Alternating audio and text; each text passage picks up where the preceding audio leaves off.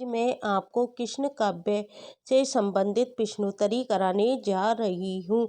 हमारी जो राम काव्य से संबंधित प्रश्नोत्तरी थी उसके मैंने आपको 100 क्वेश्चंस पूरे करा दिए हैं। आज मैं आपको कृष्ण काव्य से संबंधित प्रश्नोत्तरी के भी 100 क्वेश्चन तो करवाऊंगी ही, उसके अलावा इससे ज़्यादा क्वेश्चंस भी हो सकते हैं।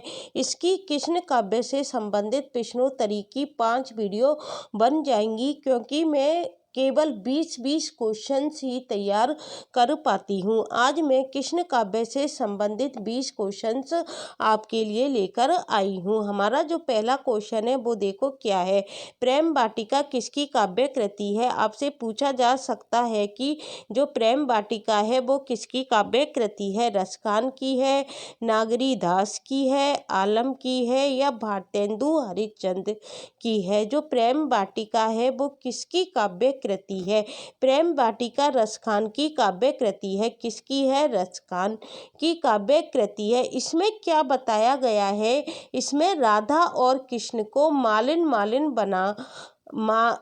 माली बनाकर प्रेम उद्योग का वर्णन किया गया है। इस कृति में क्या बताया गया है कि जो राधा और कृष्ण है उसको मालिन और माली बनाकर किसका वर्णन किया गया है? प्रेम उद्योग का वर्णन किया गया है। और रसखान का आपसे मूल नाम पूछा जा सकता है, तो रसखान का जो मूल नाम है वो क्या है? सैयद इब्राहिम था। क्या नाम था रसखान का? सैयद इब्राहिम था। ये क्वेश्चन पेपर में पूछा जा सकता है। और रसखान किस धारा के कवि हैं? ये क्वेश्चन भी आ सकता है। तो कृष्ण भक्ति शाखा के ये कवि माने जाते हैं। एक क्वेश्चन में से मैं आपको 5 क्वेश्चंस बताऊंगी आज। देखो पहला क्वेश्चन तो हमारा यही बन जाएगा कि प्रेम वाटिका किसकी काव्य कृति है? तो किसकी है? रसखान की। दूसरा क्वेश्चन ये बन जाएगा कि रसखान का मूल नाम क्या था?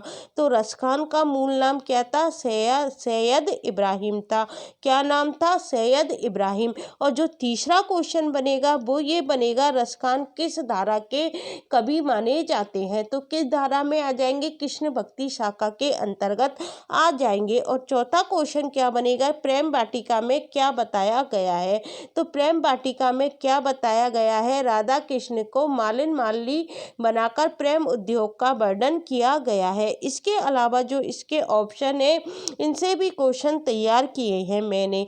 आपको पूछा जा सकता है कि आलम किस धारा के कवि हैं? तो आलम किस धारा में आते हैं?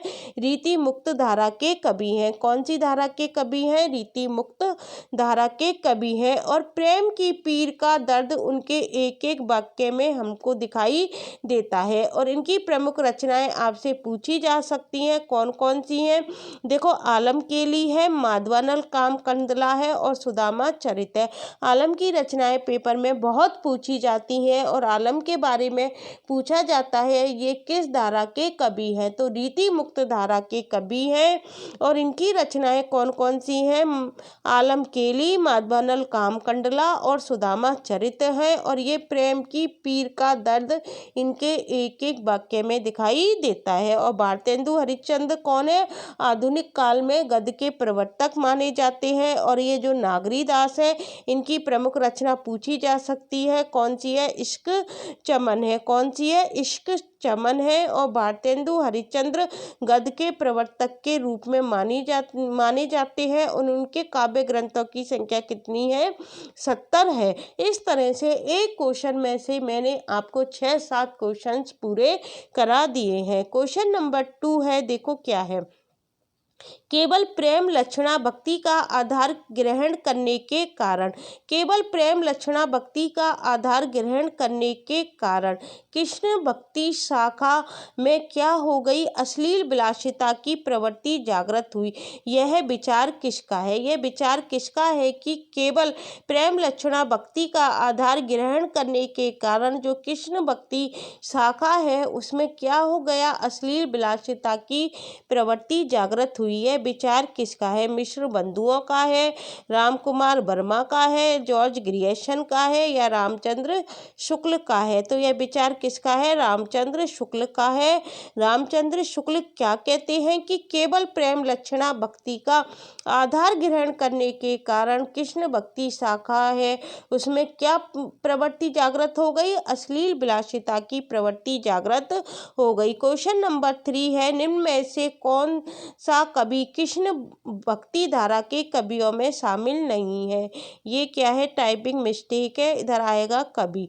निम्न में से कौन सा कवि कृष्ण भक्ति धारा के कवियों में शामिल नहीं है? देखो ये जो नंददास हैं ये कृष्ण भक्ति शाखा में आते हैं, हरिदास है कृष्ण भक्ति शाखा में आते हैं, ध्रुवदास है कृष्ण भक्ति शाखा में आते हैं, लेकिन जो नाभादास है ये कृष्ण भक्ति धारा के कवियों में शामिल नहीं है। क्वेश्चन नंबर 4 है, निम्नलिखित में से कौन अष्टछाप का कवि है?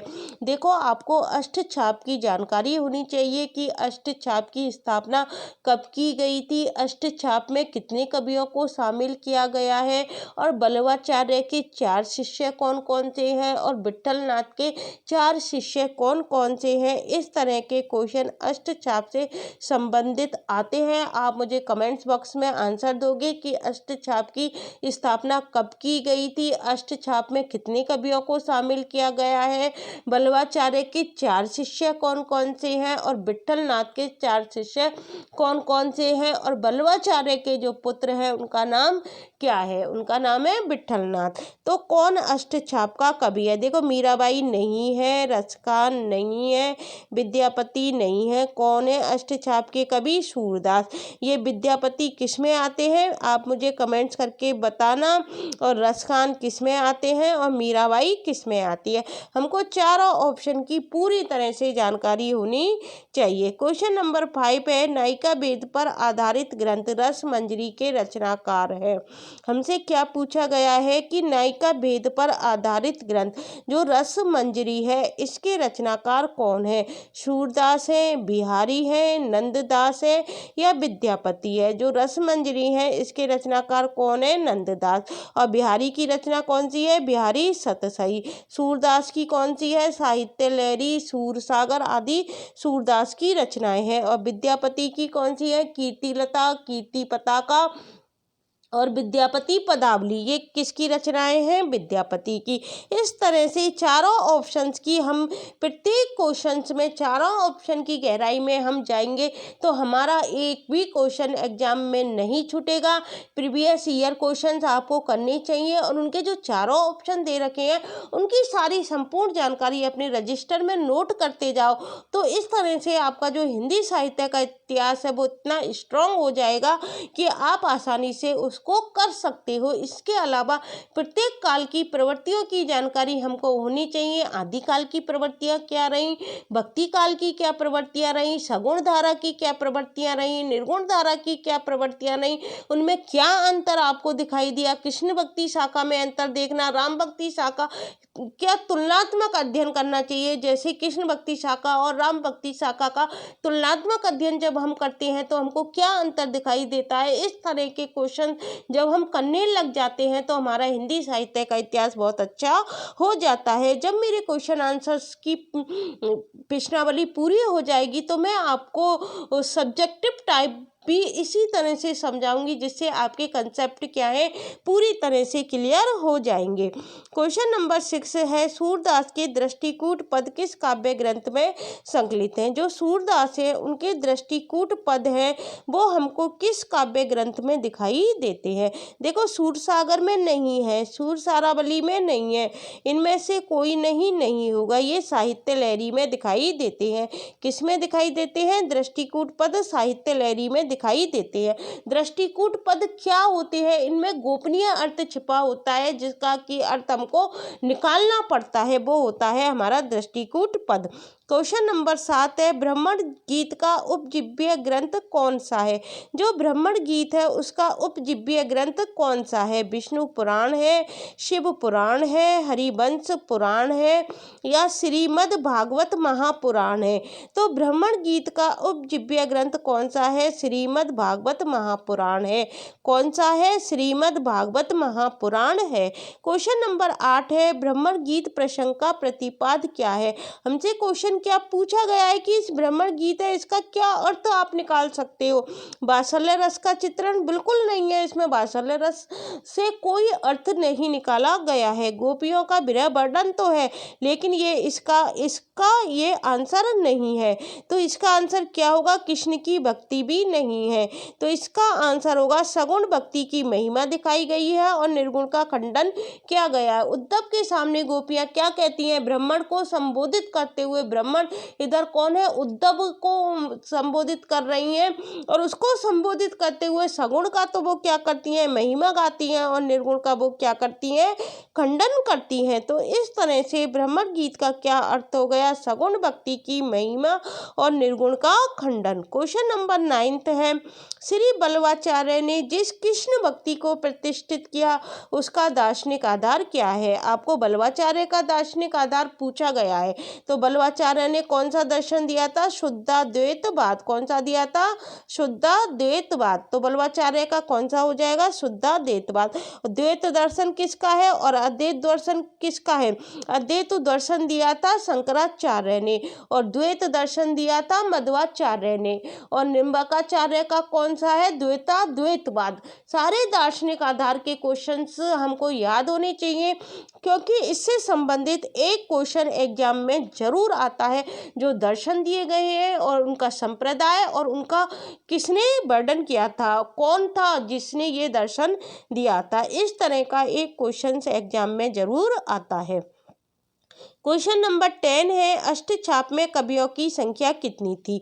मैंने आपको ऊपर बता दिया था अष्टछाप से संबंधित क्वेश्चन क्या क्या बनते हैं। पहला क्वेश्चन तो ये बनता है अष्टछाप की स्थापना कब हुई थी। दूसरा क्वेश्चन बनता है अष्टछाप में कवियों की संख्या कितनी थी। तीसरा क्वेश्चन बनता है बल्लवाचार्य के 4 शिष्यों के नाम बताइए जो अष्टछाप में शामिल थे। चौथा क्वेश्चन बनता है विट्ठलनाथ के शिष्यों के 4 नाम बताइए जो अष्टछाप में शामिल थे। और पांचवा क्वेश्चन बनता है कि अष्टछाप में निम्न में से कौन सा कवि सम्मिलित नहीं था। तो इस तरह अष्टछाप से संबंधित 5 क्वेश्चंस पेपर में पूछे जाते हैं। तो अष्टछाप में कवियों की संख्या कितनी थी? नाम से ही स्पष्ट है अष्ट। तो अष्ट का क्या मतलब होता है? 8।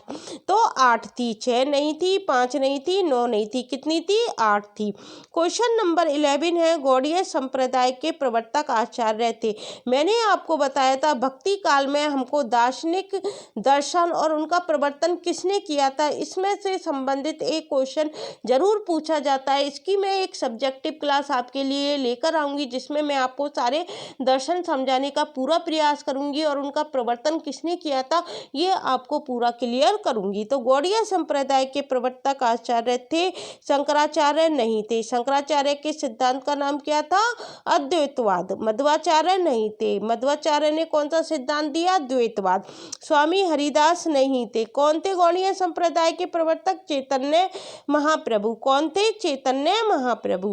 क्वेश्चन नंबर 12 है, श्रृंगार और वात्सल्य रस का सम्राट किस कवि को कहा जाता है? कौन सा कवि है जिसको हम श्रृंगार और वात्सल्य रस का सम्राट कहते हैं? तुलसीदास नहीं है, कृष्णदास नहीं है, नंददास नहीं है, कौन है? सूरदास। सूरदास को क्या कहा जाता है? श्रृंगार और वात्सल्य रस का सम्राट कहा जाता है। क्वेश्चन नंबर 13 है, इनमें से कौन सा कवि अष्टछाप से समृद्ध नहीं है? कौन सा कवि? मैंने आपको ऊपर बताया था अष्टछाप से किस तरह के क्वेश्चन बनते हैं, मैं ऊपर आपको बता चुकी हूँ। तो उसी तरह का ये क्वेश्चन बना हुआ है कि इनमें से कौन सा कवि अष्टछाप से समृद्ध नहीं है। देखो, परमानंद दास है, गोविंद दास है या गोविंद स्वामी कह सकते हैं, कृष्णदास है लेकिन नावादास नहीं है। कौन नहीं है? नावादास नहीं है। क्वेश्चन नंबर 14 है, 252 वैष्णव की वार्ता की भाषा क्या है? जो ये 252 वैष्णव की वार्ता है इसकी भाषा पूछी जा सकती है क्या है और ये किसने लिखी थी?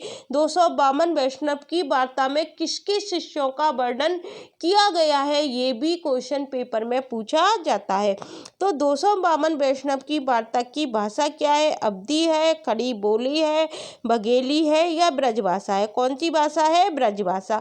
और एक आता है 84 वैष्णव की वार्ता, एक आता है 252 वैष्णव की वार्ता।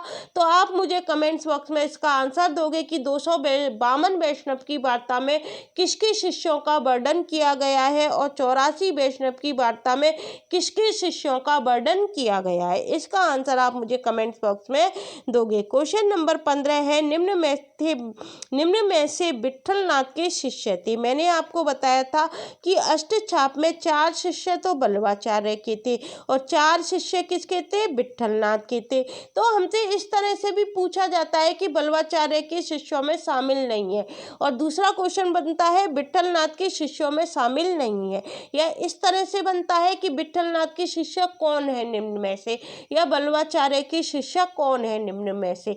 तो हमको बल्लवाचार्य के 4 शिष्य याद होने चाहिए और विट्ठलनाथ के 4 शिष्य याद होने चाहिए।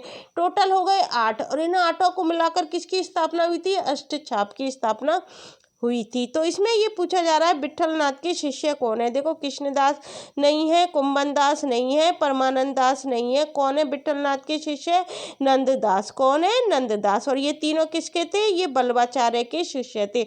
इसमें एक आ जाएगा सूरदास, और ये कुंभन है। ये थोड़ी टाइपिंग मिस्टेक हो गई है, ये क्या है, कुंभन दास है।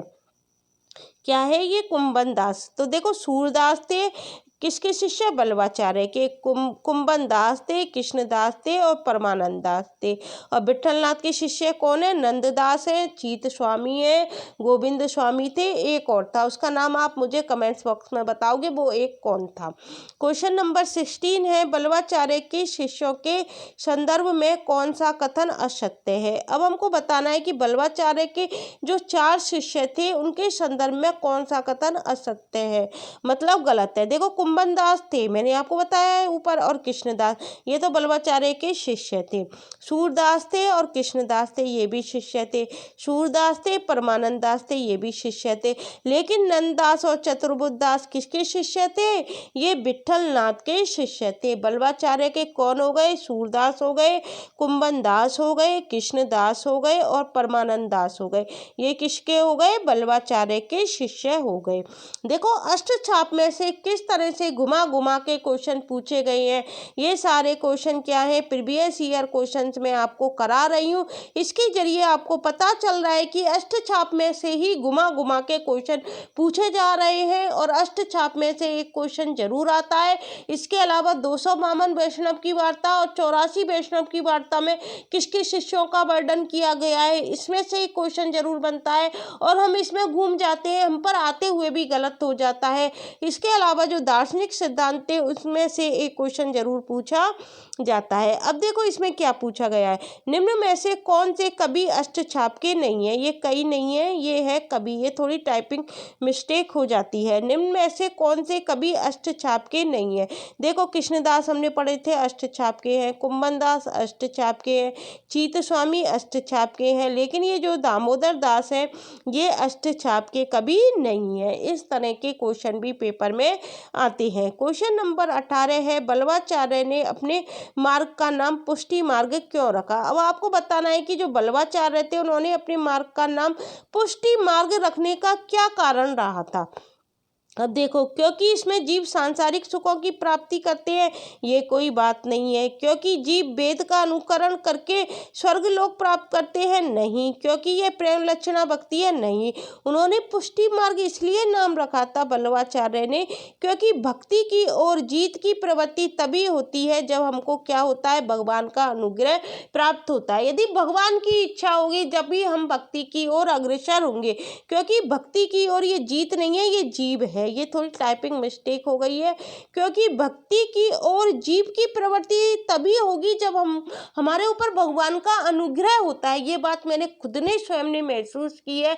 बीच में मेरी इतनी मतलब भक्ति जागृत हो गई थी कि मैं भगवान शिव जी की डेली मतलब प्रार्थना करने जाती थी, डेली उनकी पूजा करने जाती थी। और मुझे क्या लगा कि ये क्या है, भगवान शिव जी चाहते हैं कि मैं उनकी पूजा करूं। और वास्तव में जब भगवान शिव जी की मुझ पर कृपा हुई थी कि मैं उनकी भक्ति करने के लिए डेली चली जाती थी, लेकिन अब मेरा मन हट गया क्योंकि अब भगवान की इच्छा ही नहीं है कि मैं उनकी पूजा करने जाऊं। ये वाली बात मैंने खुद अपने ऊपर महसूस की है और ये मेरे साथ खुद स्वयं के साथ हुआ है।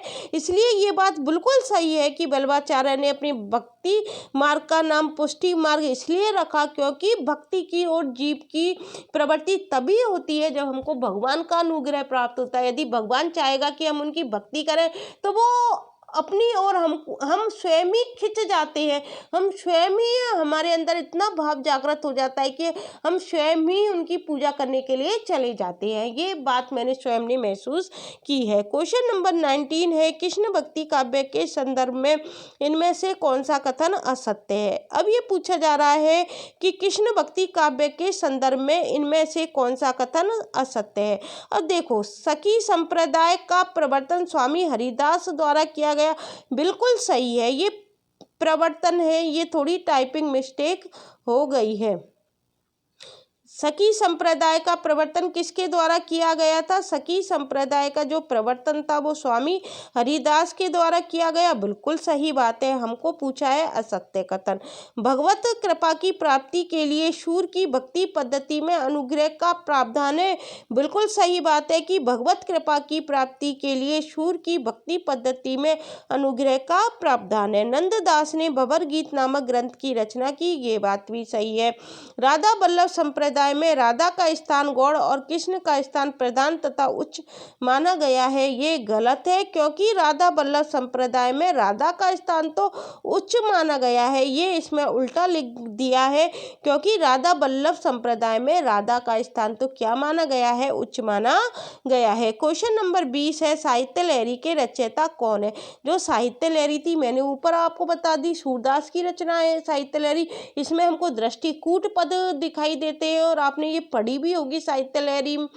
वास्तव में इसमें दृष्टिकूट पद है। दृष्टिकूट का मतलब गोपनीय अर्थ, जिसको कि हम आसानी से नहीं निकाल सकते हैं।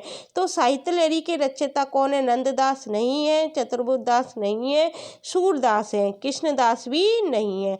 तो गाइस, इस तरह से आज मैंने आपको कृष्ण भक्ति शाखा से संबंधित 20 क्वेश्चन करा दिए हैं। कल मेरी जो वीडियो आएगी वो भी कृष्ण भक्ति शाखा से संबंधित ही आएगी, उसमें भी मैं आपको 20 क्वेश्चन ही लेकर आऊँगी। इस तरह से कृष्ण भक्ति शाखा के कम से कम 5 पार्ट बनेंगे और जब ये 5 पार्ट पूरे हो जाएंगे तो इसकी एक संयुक्त वीडियो मैं आपके लिए बना दूंगी। जो संयुक्त देखना चाहता है वो संयुक्त वीडियो देख लेना, जो अलग अलग देखना चाहता है वो अलग अलग देख सकते हैं। इसके अलावा राम भक्ति शाखा के सारे क्वेश्चन, कम से कम 100 क्वेश्चन मैं अपने चैनल पर करा चुकी हूँ, आप उसको जाकर देख सकते हो। इसकी संयुक्त वीडियो जिस दिन मुझे टाइम मिल जाएगा 1 घंटे का, उस दिन मैं उसकी संयुक्त वीडियो आपके लिए ले आऊँगी। इसके अलावा संत काव्य से संबंधित प्रश्नोत्तरी हो गई है, सूफी काव्य से संबंधित प्रश्नोत्तरी हो गई है, भक्ति काल सामान्य जानकारी, इसकी प्रश्नोत्तरी मैंने उपलब्ध करा दी है और इससे पहले आदि काल की प्रश्नोत्तरी संपूर्ण मैंने अपने चैनल पर करा दी है। आप विजिट करके इस प्रश्नोत्तरी को देख सकते हो। यदि आपको मेरी वीडियो अच्छी लगती है तो इसे अन्य छात्रों के लिए शेयर करना मत भूलना। Thank you guys.